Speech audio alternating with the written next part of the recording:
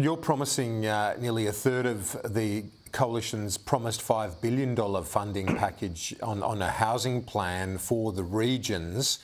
Give us a sense of the demand in the regions. Is this part of an effort to try and get more people out to regional centres as well? Is that part of your thinking here? Yeah, this is about regional Australia getting its fair share. There's a housing crisis in regional Australia, and what happens in regional Australia, there isn't always the competitive tension that you see in metropolitan areas with developers. And in some actual communities you see where the cost of developing a block of land is actually more than the market price.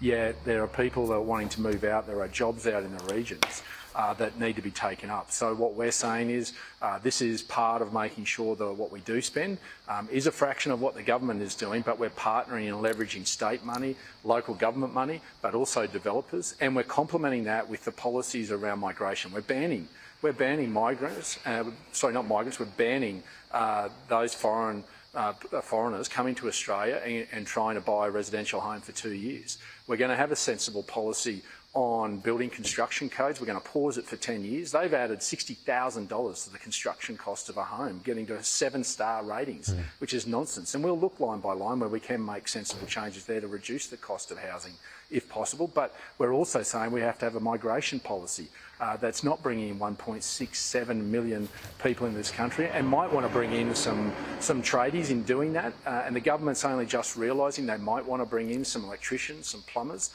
after 2.5 years. So it's not just about the money, it's actually about the policy levers that we're going to pull around banning those foreigners from buying residential home, migration policy and building codes that will complement this and partner and make sure that we get a return for the Australian taxpayer on the money we do spend. But regional Australia has a unique problem in the market forces, and that's why we've acknowledged that a third of this should go to regional Australia. Well, we know, and I think you touched on it already in terms of getting the skills in, that's been a massive problem, hasn't it? That skills shortfall at the time that migration has still been up. Can you shift that quickly enough to get these homes built in a timely fashion? What sort of time frame are you talking about here? Well, we should determine who comes to this country, the skills they have and where we want them to live. And what you need is a government that has the courage to make that determination. And that's what we will do. That's what a Dutton Littleproud government will do, and we'll announce our total migration policy well before the election. But we will prioritise the skills that we need. We're giving the greatest gift we can give to anybody around this planet. That's a ticket to Australia.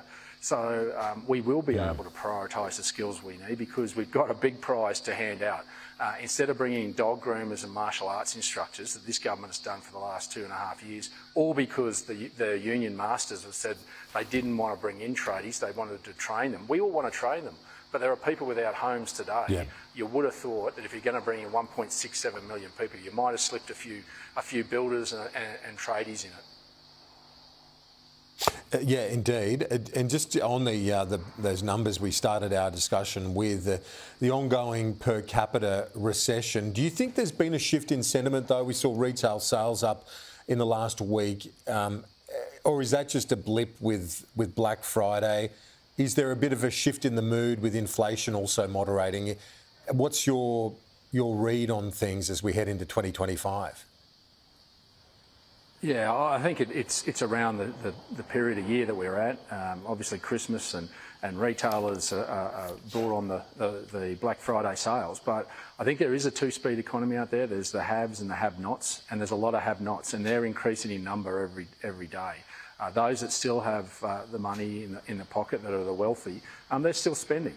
And most of those don't have a mortgage. And an average mortgage in Australia is costing you $35,000 extra since Anthony Albanese came to power. So that's taken away the discretionary spend of over a third of Australians. But those that don't have a mortgage are still spending, but they're finding it tougher because the fundamentals, the fixed costs continue to go up. Your energy bill's up 22%.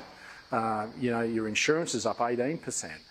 Your food is up 12%. So these are the sort of things that are eating away at it, and there's a lot more in the have-nots than the haves at the moment in this country, all because of the ideology of Anthony Albanese.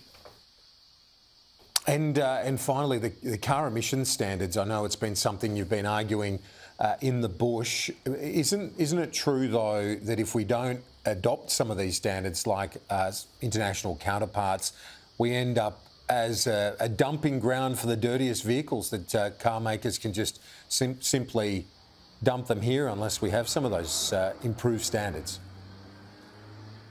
No, and that's nonsense. I mean, we're not a big market. We've got to appreciate that. And there's a sensible way to achieve this. And we can achieve this with time and technology instead of forcing the cost of a car up with a tax. Effectively, next year, a Ford Ranger, one of the most popular vehicles, will go up by $6,000 in the tax that they're going to place on that vehicle.